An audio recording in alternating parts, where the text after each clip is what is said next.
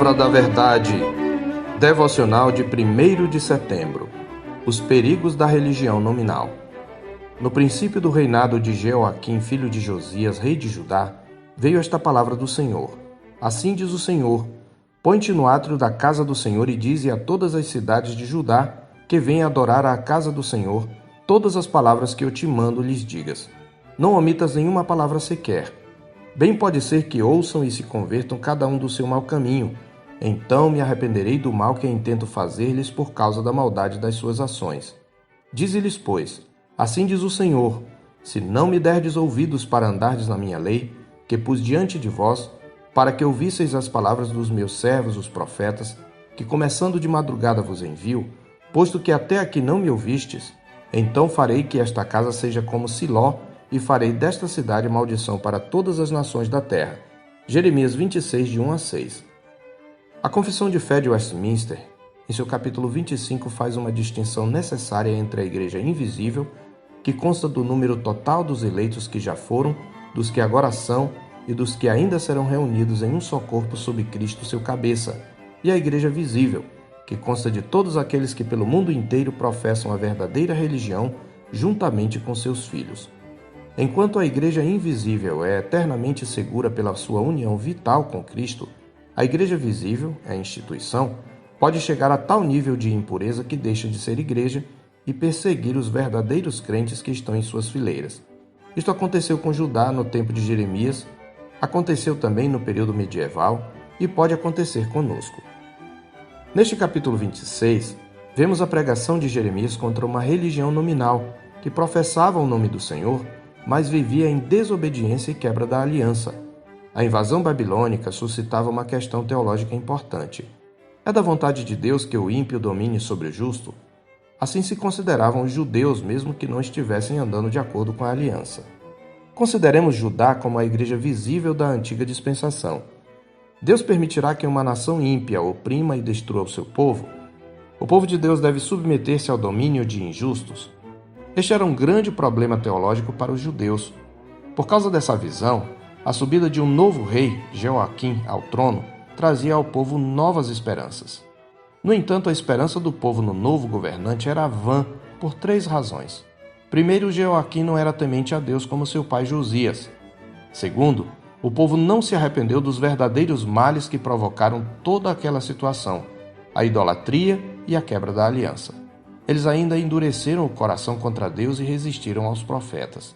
E terceiro, para ambos os casos, Deus já tinha sancionado o juízo. Portanto, a teologia deles era deficiente, pois levava a sério apenas as promessas da aliança, sem considerar as ameaças e maldições. Essas observações chamam a atenção para 2 erros que o povo de Deus pode ainda hoje cometer. Primeiro, achar que uma fé nominal, destituída de imperativos morais e compromisso com a santidade, é suficiente para esperarem somente bênçãos, esquecendo-se das provas que, vez por outra, se abatem sobre o povo de Deus para julgá-lo e discipliná-lo, onde Deus usa até mesmo os ímpios. Segundo, apropriar-se das bênçãos da aliança sem levar em conta as ameaças de Deus em caso de desobediência. Quando o povo de Deus não entende as implicações das suas transgressões, ele acaba por transformar em libertinagem a graça de Deus, ao ponto de renegar o único soberano e Senhor, Jesus Cristo, conforme a Escritura alerta em Judas 4 e 2 de Pedro 2, 1b. O que Jeremias pregava, portanto, ia contra a teologia de sua época, a teologia da moda, que era a teologia da bênção do Senhor sobre Judá, seu favorecido incondicional. Era, por assim dizer, a teologia da prosperidade, por mais que isto soe um anacronismo. Mas era exatamente isto. Conforme o capítulo 20 de Jeremias, o líder do templo se chamava Pazur, que significava rodeado de prosperidade. Não devemos ignorar o grande desafio que Jeremias tem aqui. Ele tinha que ir até o átrio, que era o lugar onde o povo ficava para adorar, e enquanto as pessoas estavam adorando o Senhor, oferecendo seus sacrifícios, ele deveria dizer: assim diz o Senhor, se vocês não me derem ouvidos para andar na minha lei, eu vou fazer desta casa o mesmo que fiz com Siló, um santuário no reino do norte que remontava aos tempos de Samuel, antes de Jerusalém ser conquistada por Davi e que foi destruído na invasão assíria. Devemos lembrar que aqui se tratava do grande e majestoso templo construído por Salomão, um legado de Davi. A casa que em sua inauguração foi invadida pela nuvem da glória do Senhor. Havia toda uma mística envolvendo o templo. Ele era o símbolo maior da presença do Senhor no meio do seu povo. O fascínio que o templo exercia sobre eles criava uma atmosfera mágica. E Jeremias olha para aquelas pedras bem assentadas, para aquelas colunas imponentes, para aqueles objetos de ouro precioso, para aqueles átrios e todo aquele aparato e asseverava: tudo isto vai ficar em ruínas. Não ficará pedra sobre pedra que não seja derribada. Ele estava falando da casa do Senhor. Isto trazia um tremendo problema teológico. Pode a casa do Senhor entrar em ruínas? A casa acerca da qual o Senhor disse que seus olhos estariam sobre ela para sempre? Eles diziam: somos descendentes de Abraão e herdeiros da promessa. Esta é a casa do Senhor. Deus não vai destruir o seu povo nem deixar de cumprir todas as promessas feitas a nossos pais. Eles não conseguiam entender que a quebra da aliança traria maldição, como o Senhor já anunciara desde Deuteronômio. Mas em vez de considerar a lei do Senhor, eles consideraram Jeremias um réu de morte. Quem esse pregador pensa que é falando contra a casa do Senhor? Quem é ele para dizer que a cidade de Davi, a cidade santa, será destruída? Dizer que nós seremos maldição, nós, o povo que foi abençoado? Ele é um traidor da nação. Ele merece morrer. Então, eles constituem um tribunal para julgar Jeremias, presidido pelos sacerdotes, tendo também como participantes os príncipes e os anciãos, como está escrito nos versos 8, 10 e 17. Os sacerdotes e os profetas assumem o papel da acusação no verso 11. Jerusalém tinha de tal modo se afastado do seu Deus que passou a ameaçar e matar seus próprios profetas. Devemos nos lembrar do lamento que mais tarde fará o Senhor Jesus sobre a cidade, quando ali chega para morrer, ecoando todo o drama dos profetas, entre eles Jeremias, ao longo da história. Jerusalém, Jerusalém, que matas os profetas e apedrejas os que te foram enviados. Lucas 13, 34a. A igreja visível pode chegar a tal estado de corrupção ao ponto de martirizar seus próprios profetas. Isto não acontece repentinamente, mas de maneira lenta e imperceptível, seguindo o seguinte caminho.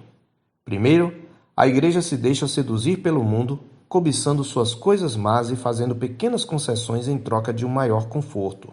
Segundo, a igreja negligencia os meios de graça, especialmente a palavra de Deus, trocando sua suficiência pelas ideologias deste mundo. Terceiro, a igreja corrompida passa a não suportar a sã doutrina.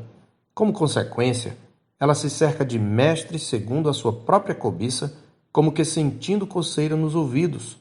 Recusa-se a dar ouvidos à verdade, entregando-se às fábulas. Esta foi a advertência que Paulo também fez a Timóteo em 2 Timóteo 4, de 1 a 4. E os falsos mestres, com sua pregação sedutora, minam a autoridade dos ministros fiéis. E em quarto lugar, a igreja passa a perseguir e rejeitar os seus mestres fiéis. E entre seus membros, aqueles que permanecem fiéis à sã doutrina, que frequentemente se tornam uma minoria, são tidos por traidores do Evangelho e inimigos da comunhão cristã. Precisamos nos lembrar que o tempo que antecede a vinda de nosso Senhor Jesus Cristo será caracterizado pela apostasia, como nos alerta Paulo em 2 aos Tessalonicenses 2:3. Diante desse perigo, convém-nos que vigiemos nossos passos enquanto igreja. Cabe-nos o alerta que Pedro faz em sua segunda epístola, capítulo 2, versos 17 e 18. Vós, pois, amados, prevenidos como estáis de antemão, acautelai-vos. Não suceda que, arrastados pelo erro desses insubordinados, descaiais da vossa própria firmeza. Antes, crescei na graça e no conhecimento de nosso Senhor e Salvador Jesus Cristo. A Ele seja a glória tanto agora como no dia eterno. Eu sou o pastor Marcos Augusto, pastor da Terceira Igreja Presbiteriana de Boa Vista, em Roraima. Tenha um bom dia na paz do Senhor Jesus.